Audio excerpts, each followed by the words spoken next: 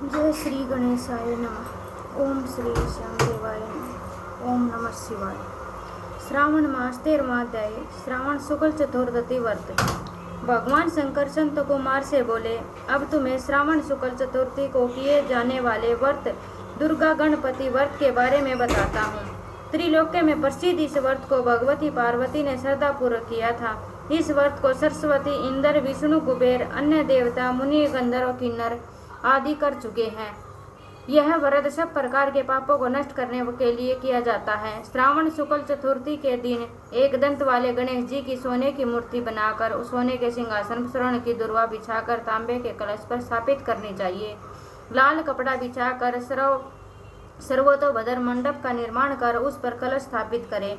लाल फूल तथा 5 पत्रों, अपामार्ग, समीर, दुर्वा, तुलसी दल, बिल्व पत्तर, इस मौसम में होने वाले सुगंधित पुष्पों तथा फलों आदि का नैवेद्य रखकर 16 उपचार से गणेश जी की पूजा करके प्रार्थना करनी चाहिए। इस स्वर्ण निर्मित प्रतिमा में विघ्न विनाशक गणेश जी का आह्वान करता हूँ। इसमें वे पधारे। रत्नों से जड़ित उत्तम स्वर्ण सिंहासन बैठने के लिए देता हूँ। आप इसे स्वीकार करें। हे पार्वती पुत्र, हे विश्वव्यापिनी, हे सनातन, मैं आपको प्रणाम करती हूँ। मेरे विघ्नों का नाश करे। हे सुर श्रेष्ठ, लाल चंदन चर्चित, मैंने भक्ति पूर्वक वन अक्षतों को चढ़ाया है। आप इसे स्वीकार करें। लोगों के अनुग्रह के लिए तथा दानवों के विनाश हेतु एक दंत, यह आपका पतवार है। प्रसन्नता पूर्वक धूप को स्वीकार करें। इस दीपक को मैं आपको देता हूँ। आपको नमस्कार है। गणना तवा वैदिक मंत्र से लड्डू तथा खीर, कपूर तथा इलायची युक्त पान को समर्पित कर रहा हूँ। हे गणेश्वर, हे गणाध्यक्ष, हे गजानन, हे गौरी पुत्र, मेरा व्रत आपके प्रसाद से परिपूर्ण हो। जो प्राणी 5 वर्ष तक व्रत कर उद्यापन करता है वह अपने मनवांछित पदार्थों तथा वस्तुओं को प्राप्त कर लेता है और अंत में देह त्याग कर मेरे लोक को प्राप्त होता है। यदि इस व्रत को कोई 3 वर्ष तक करे तो उसे सब सिद्धियां प्राप्त हो जाती हैं और अंत में मेरे लोक में जाता है।